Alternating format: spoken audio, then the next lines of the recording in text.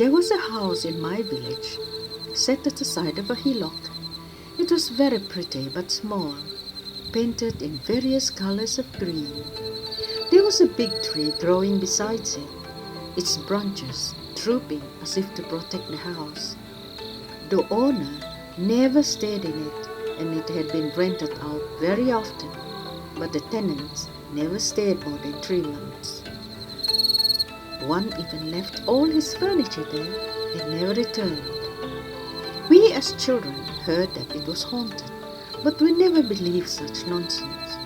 It was just a little solitary house against a slopy hill with an orchard behind it and a big tree as company. One day, during a harvest festival, when the adults were at the village community hall for the celebration, a group of us, 5 in all, decided to see whether there was really a ghost in that house.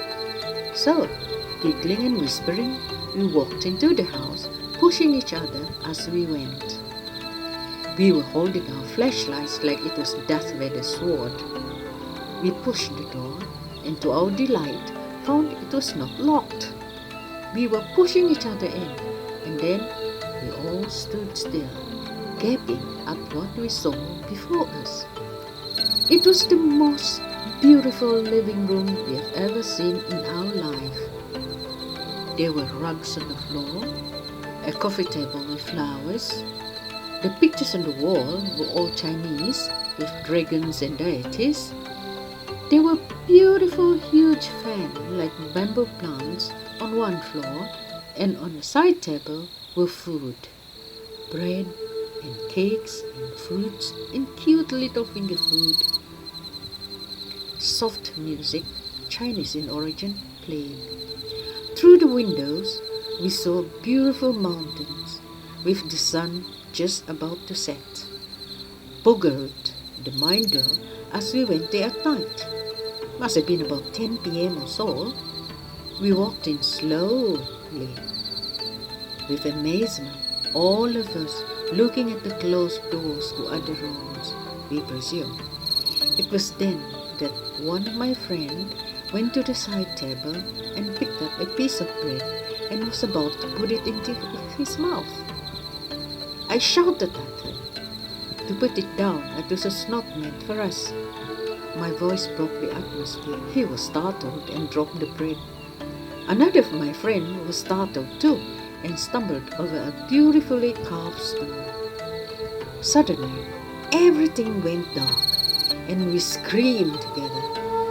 Pointing our flashlight everywhere, we found out that we were standing in an empty room that was strewn with leaves. The windows were broken and the wind was blowing in the debris. There were no furniture at all except an old broken bench and a wooden side table. The walls were bare except for cobwebs. The worst was that a dead dog rotting away was on the floor, sending forth an awful smell. Needless to say, we ran screaming into the night. All 5 of us were not able to agree on anything we saw, for the scene was only for a few minutes. Well, only a minute if not less. We all agreed, however, that we were in a furnished room in an evening. Later, we heard that the house's first tenant was a beautiful Chinese woman from mainland China. It seemed she was raped and murdered by people unknown.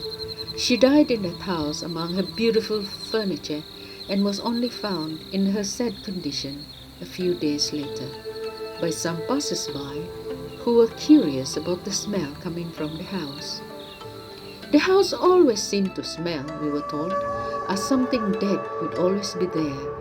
If it was not a dog, it would be a cat or a rat. It was as if the woman's spirit still wanted to be found, for the smell would make people peep in. Surprisingly, we did not smell anything foul when we first entered the house.